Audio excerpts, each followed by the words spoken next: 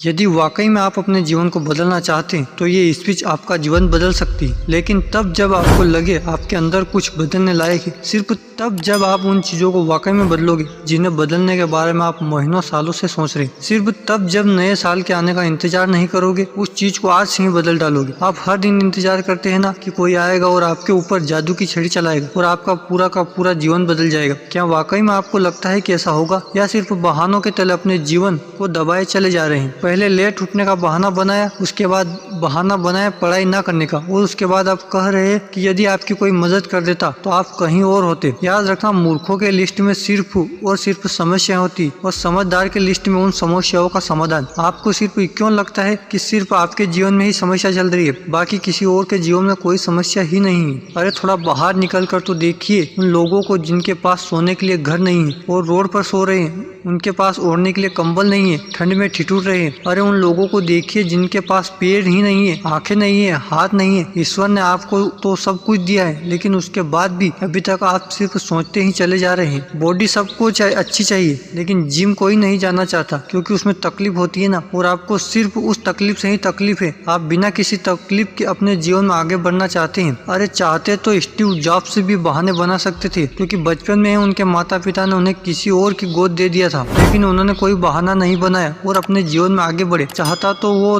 तब बहाना बना सकते थे जब दुनिया की सबसे बड़ी कंपनी एप्पल का उन्होंने निर्माण किया और उसके बाद उन्हें अपनी ही कंपनी से भगा दिया गया, लेकिन वो रुक नहीं, झुके नहीं, अपने जीवन में हमेशा आगे बढ़ते रहे और उन्होंने नई कंपनी का निर्माण कर दिया। और चाहते तो वो तब बहाना बना सकते थे जब उन्हें कैंसर जैसी बड़ी बीमारी हो गई। चाहते तो वो कह सकते थे कि मुझे बहुत बड़ी बीमारी है, अब मैं काम नहीं कर सकता, लेकिन उन्होंने ऐसा नहीं किया। उन्होंने एप्पल को पूरी दुनिया की सर्वश्रेष्ठ कंपनी बनाने के लिए अपना 100% दिया। मुसीबत हर इंसान के जीवन में आती है, लेकिन जीतता वो नहीं है जो मुसीबतों को देखकर बैठ जाता है। जीतता वो है जो उन मुसीबतों का, उन समस्याओं का हल निकालता है और अपने जीवन में हमेशा आगे बढ़ता है। तो आपकी जीत तय है। आप अपने आप से पूछिए कि आप मुसीबतों के सामने डट कर खड़े रहने वाले हैं या फिर हार मानकर बैठ जाने वाले हैं। हार कर बैठ जाने वालों का ये दुनिया कभी सम्मान नहीं करती। वो कभी भी दुनिया में जीतते नहीं, वो कभी भी दुनिया में आगे नहीं बढ़ पाते हैं। याद रखना, सिर्फ अकेले रेस में दौड़कर जीतने से अच्छा है कि 10 लोगों के साथ दौड़े और हार जाए।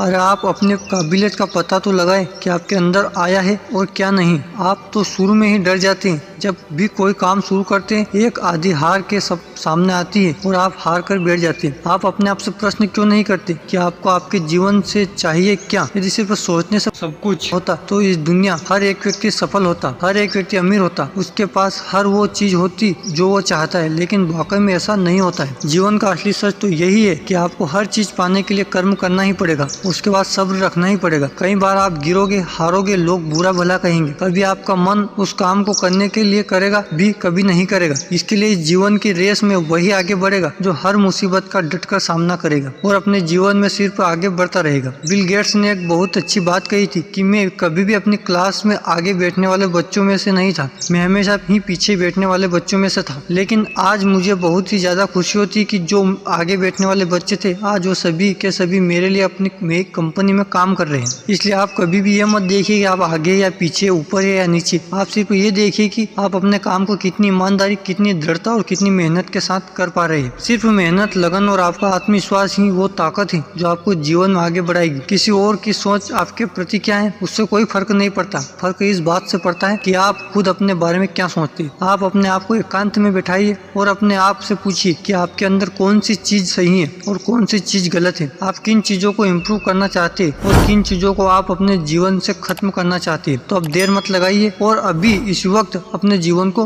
बदल डालिए।